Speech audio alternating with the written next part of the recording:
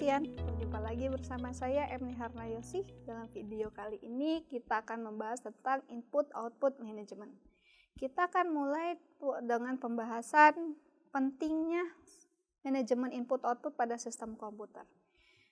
Dalam sistem komputer, manajemen input-output sangat diperlukan karena input-output merupakan sarana user untuk bisa berkomunikasi dengan komputer. Contoh seperti keyboard, mouse, audio controller, video controller, disk drive, networking ports, dan sebagainya.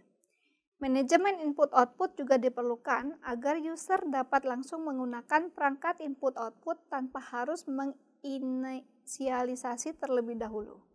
Oleh karena itu, dalam setiap sistem operasi selalu terdapat input-output manager.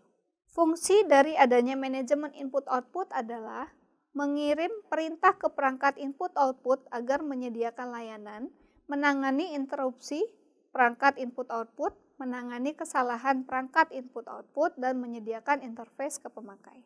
Dalam input-output juga kita menggunakan memory access, disebut dengan direct memory access, suatu hardware spesial yang dapat mengontrol aliran bit data antara memori RAM dan beberapa controller dari input-output device tanpa memerlukan intervensi dari CPU secara terus-menerus. Fungsinya adalah agar CPU dapat melakukan pekerjaan atau instruksi yang berbeda ketika melakukan operasi baca tulis dari perangkat periferal.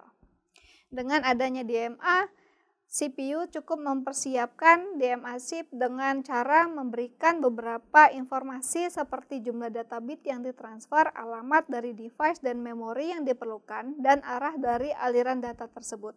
Setelah itu, DMA chip sendiri yang akan menyelesaikannya. DMA chip akan melakukan interrupt ketika pekerjaannya sudah selesai. Selama dia melakukan tugasnya, hingga muncul interrupt, CPU dapat menyelesaikan instruksi yang lainnya.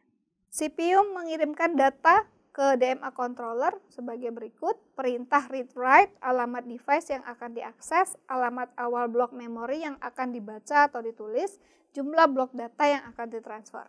CPU mengeksekusi program lain. DMA controller dia akan mengirimkan seluruh blok data langsung ke memori tanpa melibatkan CPU, dan controller juga akan mengirim interrupt ke CPU jika telah selesai. Input-output juga ada buffering.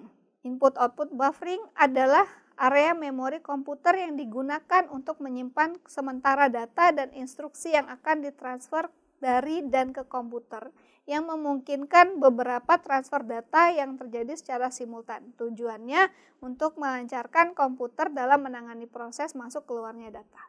Beragam cara buffering, ada 3, yaitu adalah single buffering, double buffering, dan circular buffering. Single buffering adalah teknik merupakan buffering paling sederhana. Ketika proses pemakai memberikan perintah input-output, sistem operasi menyediakan buffer bagian memori utama sistem untuk operasi. Kalau double, dia melakukan peningkatan atas single buffering, dapat dibuat dengan mempunyai 2 buffer sistem untuk sistem operasi. Circular buffering, dia menggunakan lebih dari 2 buffer yang kumpulan buffer itu sendiri diacu sebagai circular buffer. Tiap buffer individu adalah 1 unit di circular buffer. Dalam input-output juga ada RAID, singkatan dari Redundant Array of Independent Disks, merujuk pada suatu teknologi dalam penyimpanan data komputer untuk mengimplementasi fitur toleransi kesalahan pada media penyimpanan komputer, terutama pada hard disk.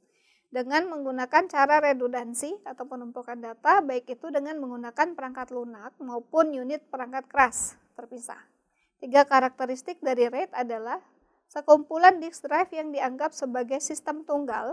Data akan didistribusikan ke drive physics array. Kapasitas redundant disk digunakan untuk menyimpan informasi yang prioritas dan menjamin recoverability data ketika terjadi masalah atau kegagalan disk. Demikian penjelasan dari saya tentang topik manajemen input-output serta konsep terkait. Sampai jumpa di video berikutnya.